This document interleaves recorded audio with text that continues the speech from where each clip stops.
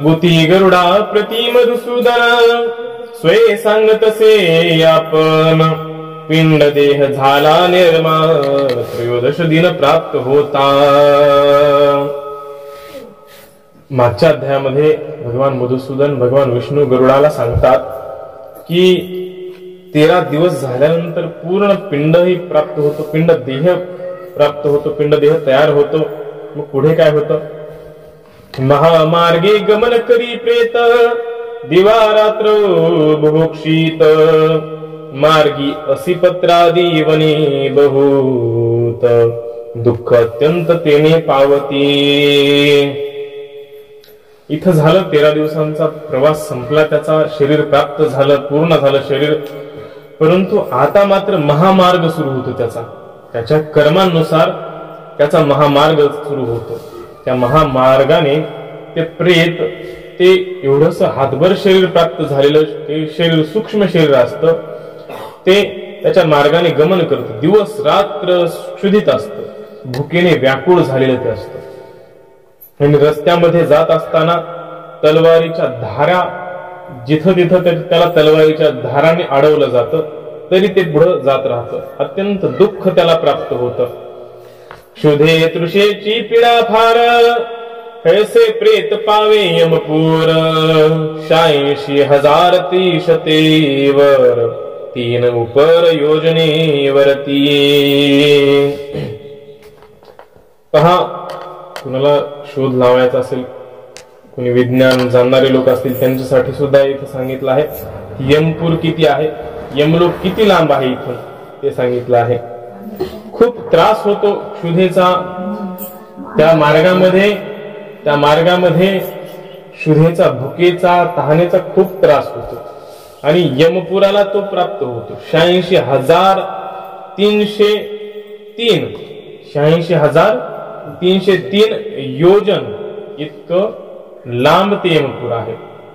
युगसहस्त्र योजन पर भानु, अर्थात इथून सूर्य एक सहस्त्र योजन इतकं लांब सूर्य आहे आणि यम लोकाचं अंतर सांगितलं आहे 86,303 योजन इतकं अंतर त्याचं सांगितलेलं आहे।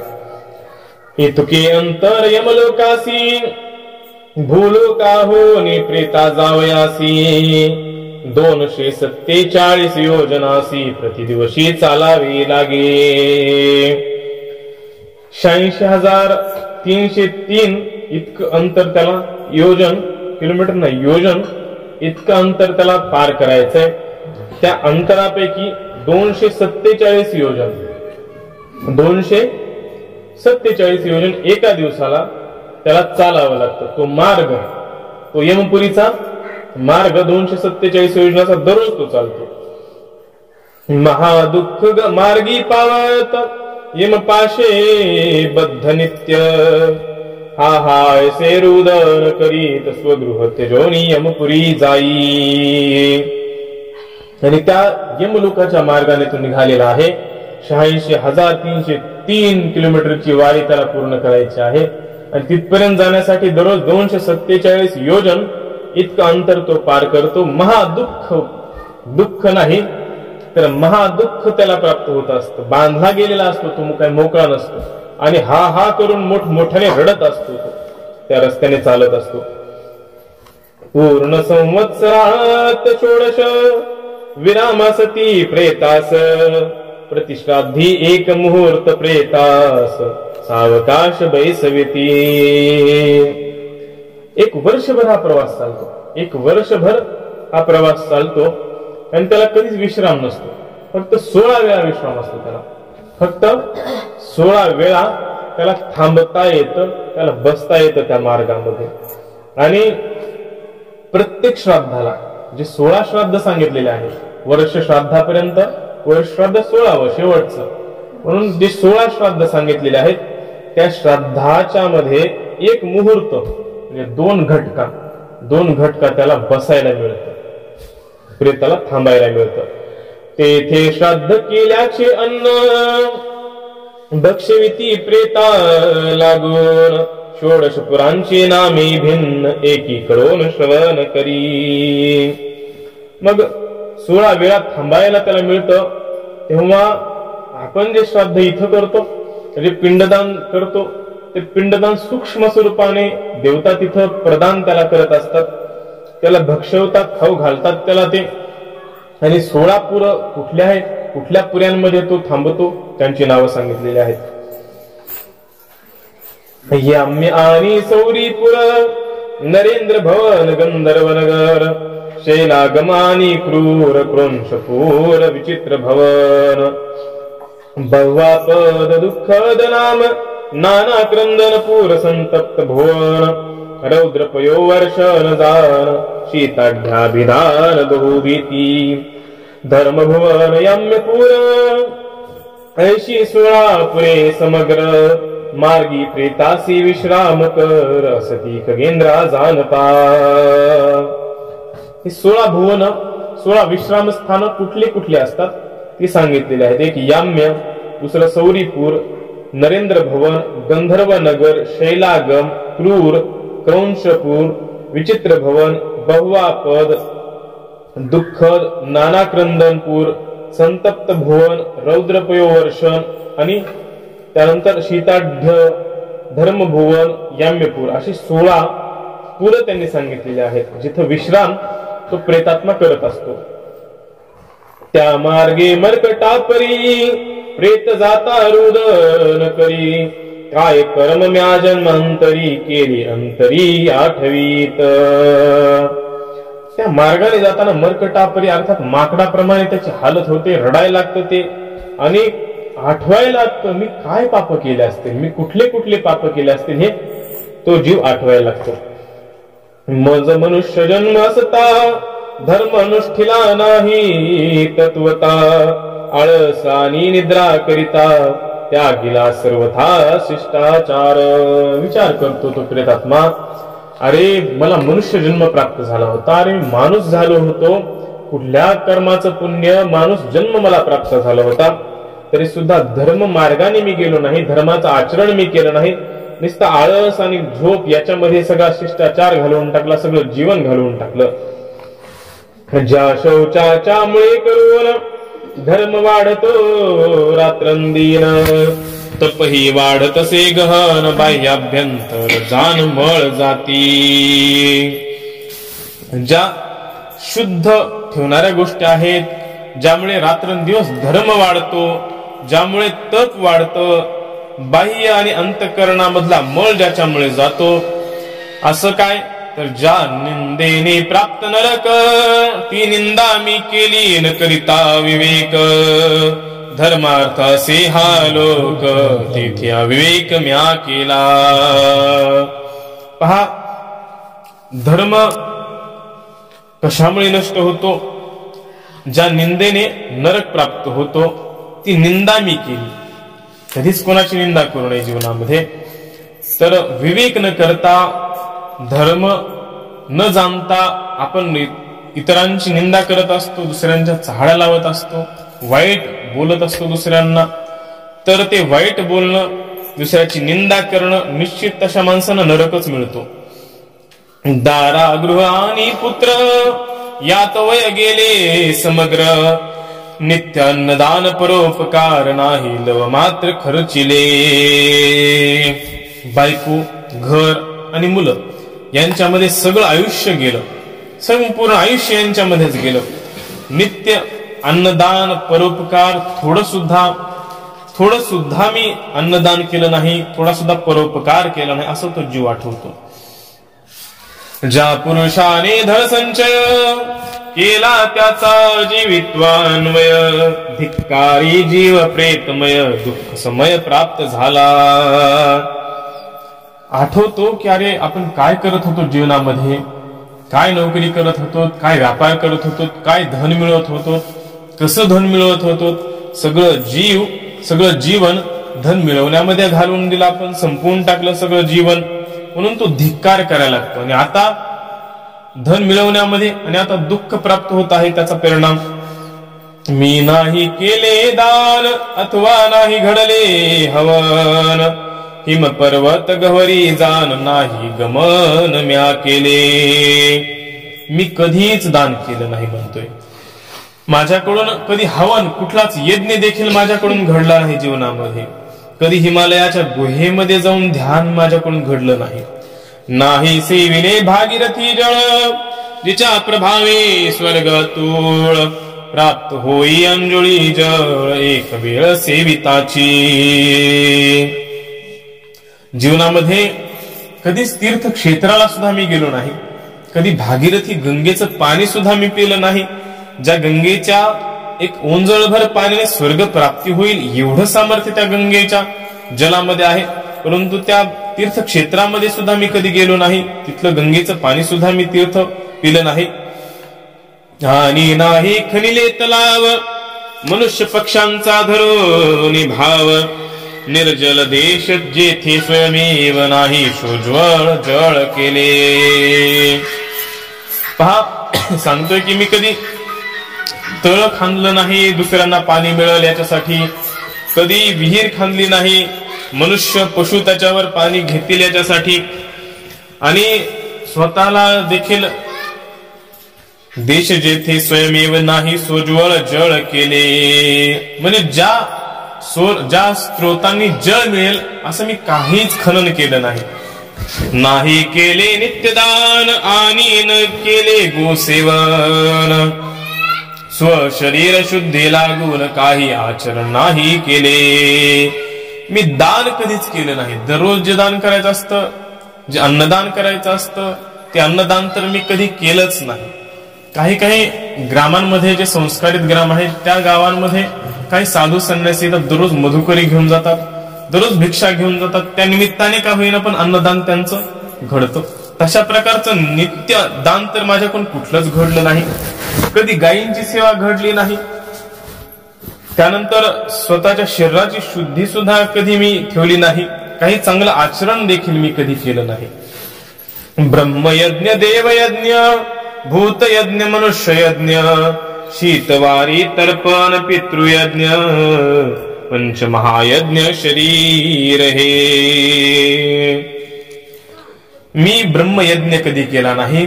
ब्रह्मयज्ञ अर्थात स्वाध्याय कधी केला नाही. कुठला ग्रंथ वाचला नाही, कुठला ग्रंथ ऐकला नाही. कधी ज्ञानेश्वरी नाही, कधी गाथा नाही, कधी संस्कृत भाषेमधली गीता नाही. कुठलेच ग्रंथ मी अभ्यास केले नाही. देवयज्ञ अर्थात देवतांची पूजा देखील मी कधी केली नाही. भूतयज्ञ अर्थात जे प्राणी आहेत त्या प्राण्यांना अन्न देणं, त्यांचं जे जे असेल, मुंग्या असतील, कावळे असतील, कुत्रे असतील, गाय असेल किंवा आपल्या शेतातील प्राणी असतील, त्यांना देखील मी काही अन्नदान केलं नाही. त्यांचं जे अन्न असेल ते दिलं नाही.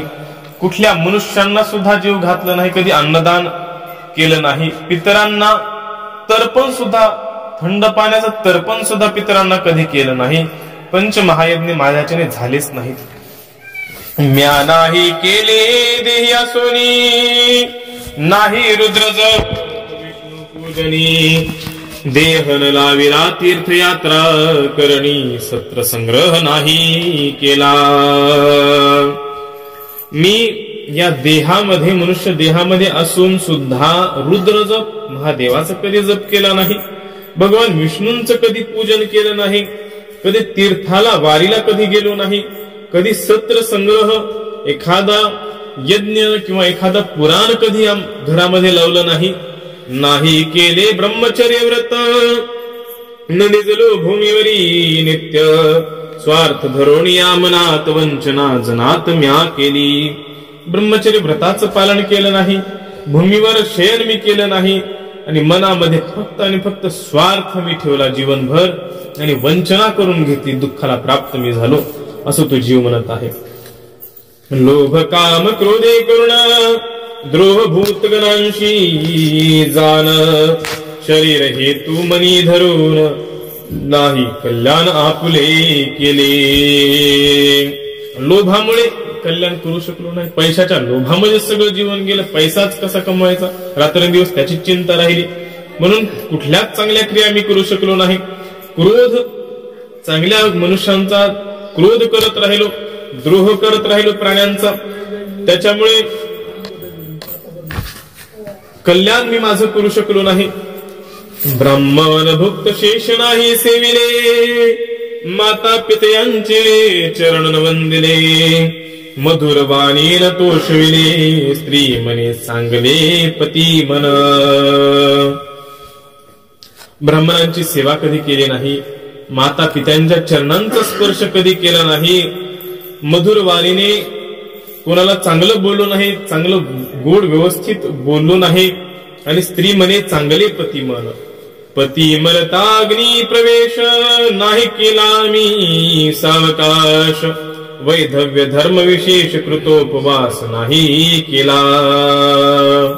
एखादी स्त्री असेल, ती स्त्री देह मेला असेल आणि तो जीव प्रवास करत असेल, तर तो म्हणत असेल की मी पती मेल्यानंतर अग्निप्रवेश नाही केला, त्यानंतर वैधव्य अग्निप्रवेश जर केला नाही तर नाही, तर वैधव्य धर्म देखील पाळला नाही, विधवेने जसं राहावं तसं न राहता एखादी पती असलेली स्त्री जशी राहते तसं मी राहिले, उपवास मी केला नाही, कुठलं व्रत मी केलं नाही, नाही केले शरीर पोषण, परांनाविषयी उद्युक्त मन, प्रतिग्रहांचे दुष्ट धन कुट साक्षीन वारंवार.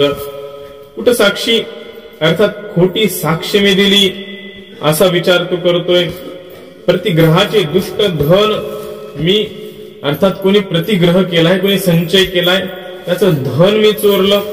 परांनाविषयी उद्युक्त मन, दुसऱ्याने अन्न त्याच्या घरात आणलेलं आहे तर ते अन्न मला खावंसं वाटलं, आणि व्रत आणि उपवासांनी देहाला कधी कृश केलं नाही, शरीराचं पोषणच मी करीत राहिलो.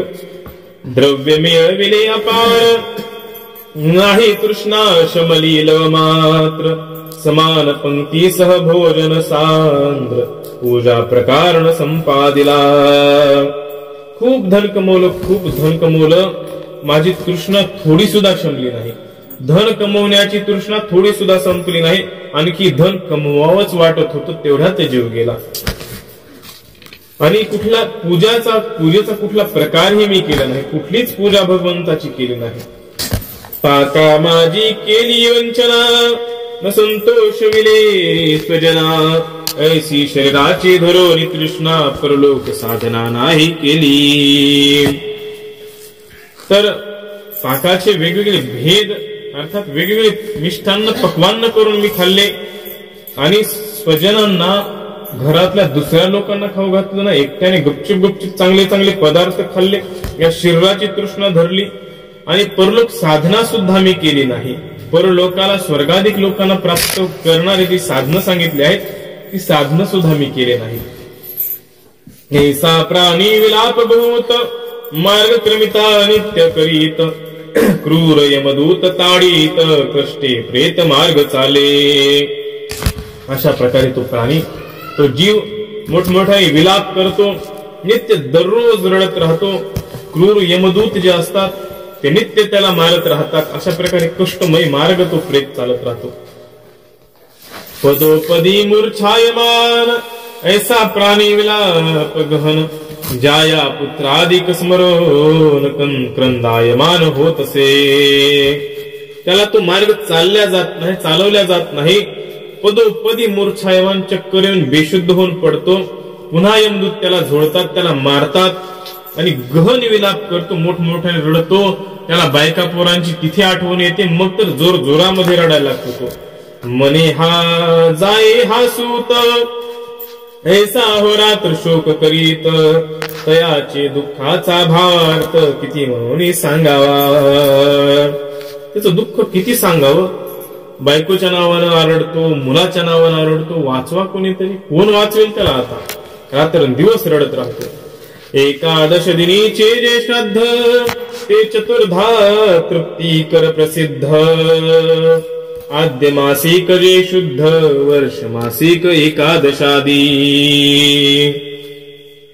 11 दिवसांचं जे श्राद्ध आहे, त्यानंतर 4 प्रकारचं प्रसिद्ध ते 11 दिवसाचं श्राद्ध आहे. पहिलं आद्य मासिक शुद्ध असतं, पहिलं मासिक असतं ते शुद्ध असतं. त्यानंतर 11 वर्ष मासिक असतात, वर्षभर 11 मासिक त्यानंतर असतात. मासादिक श्राद्ध मासिक, प्रेत्यतुष्ट्यार्थ ऐशी सम्यक मासिके करावी पक्षी नायक आद्य मासावसानी ग्रामपुरी। श्राद्ध मासिक महिन्याच्या आरंभी करावं, प्रेताची तुष्टी त्याने होते।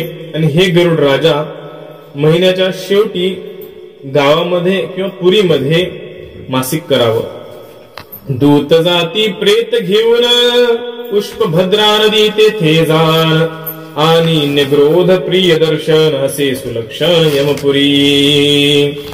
दूत त्या प्रेताला घेऊन जातात। पुष्पभद्रा नावाची नदी तिथे आहे। वटवृक्ष निग्रोध अर्थात वटवृक्ष असा मोठा त्या यमपुरीमध्ये एक आहे। त्या पुरी विश्राम करविती जाया पुत्रादिकांची स्मृती दुःखे जीव करी निश्चिती दूत त्या प्रती बोलती मग। त्याचा पहिला मुक्काम जिथे असतो त्या ठिकाणी पुष्पभद्रा नदी असते। एक वटवृक्ष त्या ठिकाणी असतो।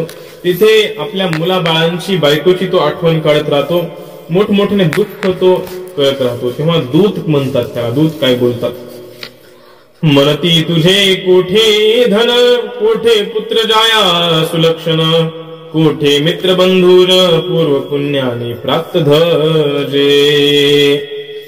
दूत विचारतात, धन कमावलं आयुष्यभर, काही चांगलं सत्कर्मासाठी दान केलं नाहीस, चांगल्या कामासाठी तू दान केलं नाहीस, आता ते धन कुठेही तुझं तुझ्यासोबत आलं का? धन ज्या बायकोसाठी आयुष्य घालवलंस ती आहे का बायको तुझ्यासोबत?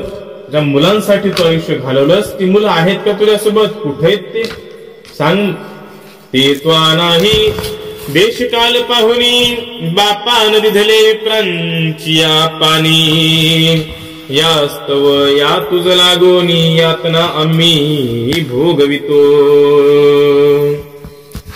पहा, तू त्यांच्यासाठी जगलास, देश पाहिला नाहीस, काळ पाहिला नाहीस, कधी आपल्या माता पित्यांना पाणी दिलं नाहीस किंवा कोणाला हाताने आपल्या दान दिलं नाहीस, म्हणून आम्ही तुला ही दशा भोगवत आहोत। यमगीता जी यमे आम्हा कथिली ती शुभत्वा का नाही ऐकिली ऐकोनी भक्ती का नाही बैसली नास्तिक्ये भासली तुझ खरी। हे बघ, यमगीता नावाची गीता आहे, ती यमाने आम्हाला सांगितली आहे की तू का ऐकली नाहीस? मग ती ऐकली नाहीस तर ऐकली नाहीस, भक्ती का केली नाहीस? साधू संत कीर्तनकार महाराज लोक नेहमी सांगतात भक्ती करा, पण तू भक्ती का केली नाहीस? संपूर्ण जीवन नास्तिक्यामध्ये घालवलंस। यास्तव लौकिकाचार केला न धर्मत्वाचरिला म्हणून क्लेश हे तुझला करावे आम्हा लागती। तू भगवंताची भक्ती केली नाहीस, लौकिक आचार जो योग्य असतो आचार तो केला नाहीस, परंतु दुष्ट लोक ज्याप्रमाणे वागतात तसं दुष्टपणाने आयुष्यभर वागलास, धर्म केला नाहीस आयुष्यभरामध्ये, फक्त धनार्जन करत राहिलास, म्हणून आम्ही तुला हे क्लेश देत आहोत। ऐसे प्रेत व्याकुलांतर दूत आश्वासिती समग्र द्वयमासिक तेथे साचार घेऊन शौरी पुर मग पावे। व्याकुळ शांतकरणाने व्यग्र चित्ताने पुढे प्रवास चालू होतो। दुसऱ्या महिन्यामध्ये प्रवास चालू झाल्यानंतर दूत त्याला पुन्हा पुन्हा तो मार्ग सांगतात आणि 2 महिन्यानंतर तो शौरीपूर नावाच्या पुरामध्ये थांबतो। ज्याचे नाम त्रैपक्षिक तेथे होतसे ते मासिक पुढे नरेंद्र नगरोन्मुख प्रेत सम्यक पावतसे। त्यानंतर त्रैमासिक होतं, नरेंद्र नगरोन्मुख नावाचं एक पूर आहे, त्या ठिकाणी ते प्रेत थांबतं। आणि गरुडा द्वादश दिवसी त्रैपक्षिक आणि षण्मासी पूर्ण संवत्सरी कुंभासी प्रेतोद्देशी अगत्य कीजे। हे गरुडा 12व्या दिवशी 3ऱ्या मासिकाला 6व्या मासिकाला आणि पूर्ण संवत्सर अर्थात वर्ष श्राद्धाला प्रेताच्या उद्देशाने निश्चितच कुंभदान करावं। कुंभदान सांगतील, त्या दिवशी न केल्या कुंभदान दूत होनी कोपायमान शाप देती तेने करून कधी कल्याण न पावे करता। कुंभदान कुंभ म्हणजे घागर. समजा एखादी मातीची घागर असेल, सुवर्णाची घागर असेल, चांदीची असेल, ज्या कुठल्या धातूची दान करता येत असेल कुठल्याही धातूची दान करावी, नाहीतर ते दूत कोपायमान होतात आणि त्याला शाप देतात. आणि कर्त्या जो करणार आहे, जो अधिकारी आहे, तेवढ्या एका कुंभदान न केल्यामुळे त्याचं कल्याण होत नाही. उदकाचा भाग दूतांशी मिळत असे त्या दिवशी, यास्तव यत्ने दिजे प्रेतासी, न देता दुःखासी पात्र होई. म्हणून त्या दिवशी उदकाचा भाग, आपण जे उदक देतो, पाणी देतो, ते त्या दूतांना सुद्धा मिळतं, त्या दूतांना सुद्धा मिळतं. म्हणून विशेष यत्न करून त्या दिवशी ते पात्र द्यावं. कुंभ पाणी टाकून कुंभाचं दान करावं, पाणी टाकून घागरीचं दान त्या दिवशी करावं.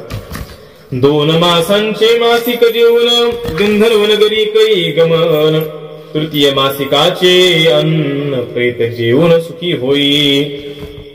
2 मासिकांमध्ये जेवण करून गंधर्व नगरीमध्ये गमन करतो. त्यानंतर तृतीय मासिक जेव्हा होतं तेव्हा अन्न सेवन करून, अन्न खाऊन ते प्रेत जरा सुखी होतं, थोडं पुढे जातं. पुढे शैलागमी आणि यमदूत नेती, तेथे प्रेतावरी पाषाण वर्षती, तेने दुःख पावे अति छत्रदाने, निश्चिती पीडा हरे. पुढे 3ऱ्या महिन्याच्या नंतर, 3ऱ्या मासिकाच्या नंतर शैलागम नावाचं एक नगर आहे. त्या शैलागम, शैल म्हणजे शिळा, दगड, त्या ठिकाणी दगडांचा वर्षाव होतो. त्या प्रेतावर दगड मारले जातात. त्याला जसं पाऊस पडतो, गारा पडतात, तसं त्या प्रेतावर दगड पडतात. मग त्यावेळी छत्रदान म्हणजे छत्री दान करावी. चतुर्थ मासिक होता तेथे, अन्न जेवणी जाय क्रूर पुराते, तेथे पंचम मासिकाचे होता क्रौंच पुराते जातसे. 4th मासिक झाल्यानंतर अन्न खातो आणि क्रूरपुरामध्ये जातो, आणि 5वं मासिक झाल्यानंतर क्रौंचपुरामध्ये तो जातो. तेथे ऊन शान मासिक करावे अगत्य नेमे देख, तेने करोनिया काही सुख नागांत का प्रेत पावे. मग जे 4th 5वं जे मासिक आहे 6व्या महिन्याच्या पूर्वीचे, तेही करावे, त्यामुळे तो जरासा थोडासा तरी सुखी होतो. ऐसे श्री भगवंत गरुडासी, कथी सूत सांगे ऋषींसी, विठ्ठल सूत साधू जनांसी, माधव भक्तीसी निवेदित. अशा प्रकारचा हा भगवंतांचा आणि गरुडाचा संवाद सूत महर्षी शौनकादी ऋषींना सांगत आहेत. आणि हा संवाद विठ्ठल सूत माधव नावाचे ग्रंथकर्ते साधूजनांना तुम्हाला सांगत आहेत. या अध्यायी षण्मास पर्यंत यम मार्गाची कथा समस्त, ती ऐकून यथास्थित सज्ञान नरे तैसीच कीजे. या अध्यायामध्ये 6 महिन्यापर्यंत काय काय करायचं, कुठलं दान करायचं हे सांगितलं आहे. यम मार्ग कसा आहे, किती अंतर त्याचं आहे हे सांगितलं. जसं सांगितलं आहे त्या प्रकारे सज्ञान लोकांनी, बुद्धिवान लोकांनी करावं. इति श्री गरुड पुराणे प्रेतकल्पे गरुड नारायण संवादे मासिकोपाख्याने 4थोऽध्यायः.